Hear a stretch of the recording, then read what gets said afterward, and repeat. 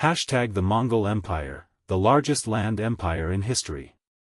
You know, when most people think of history's greatest empires, they picture Rome with its legions or the British Empire sprawling across the globe.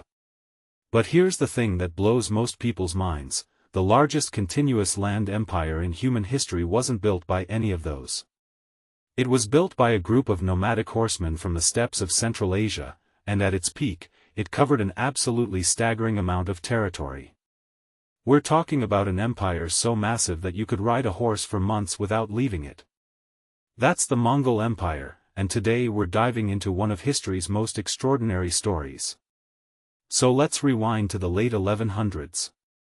The Mongol tribes were scattered across the harsh landscape of Mongolia, constantly fighting each other for resources and grazing land.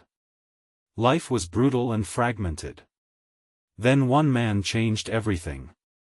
His name was Temujin, but history would know him as Genghis Khan.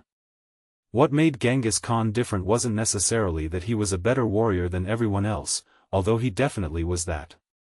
It was his vision and his ability to unite people who had never worked together before. Genghis Khan did something radical for his time. He rejected the traditional tribal structure and created a meritocracy. If you were good at what you did, you could rise up the ranks, regardless of your background.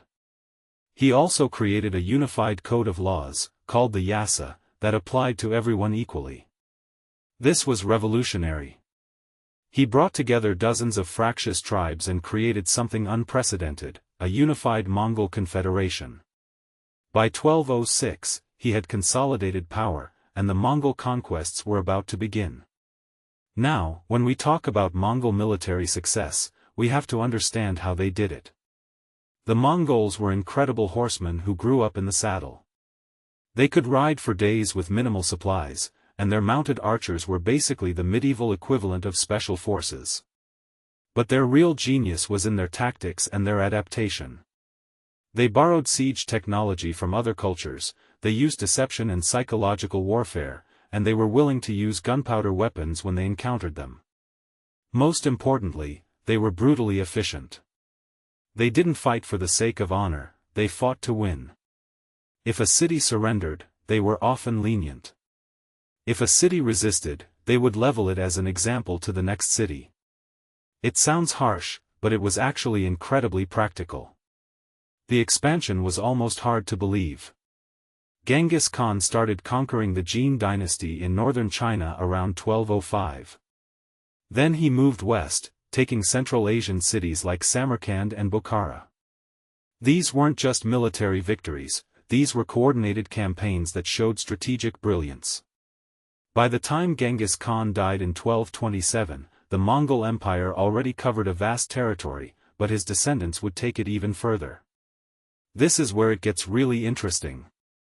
After Genghis Khan's death, the empire was divided among his sons and grandsons, but it remained unified under the concept of a great Khan who held overall authority. His grandson Mongol Khan and then Kublai Khan pushed the empire to its absolute maximum extent. Kublai Khan conquered the rest of China and established the Yuan dynasty. Meanwhile, other descendants were expanding westward. Batu Khan established the Golden Horde in Russia. Hulagu Khan created the Ilkhanate in Persia. By the mid-1200s, the Mongol Empire stretched from China all the way to Eastern Europe and into the Middle East. Let me put this in perspective. At its largest point, around 1280, the Mongol Empire covered approximately 24 million square kilometers. That's roughly the size of Africa. It represented about 25% of the world's land surface. To put it another way, it was 4 times larger than Alexander the Great's empire.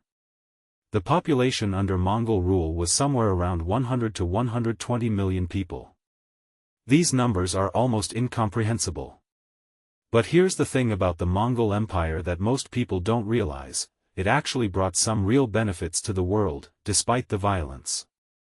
They established the Pax Mongolica, a period of relative peace and stability across the vast empire. This allowed trade to flourish. They established the Silk Road as an actual functioning trade network on a scale never seen before. Merchants could travel with relative safety from China to Europe, trading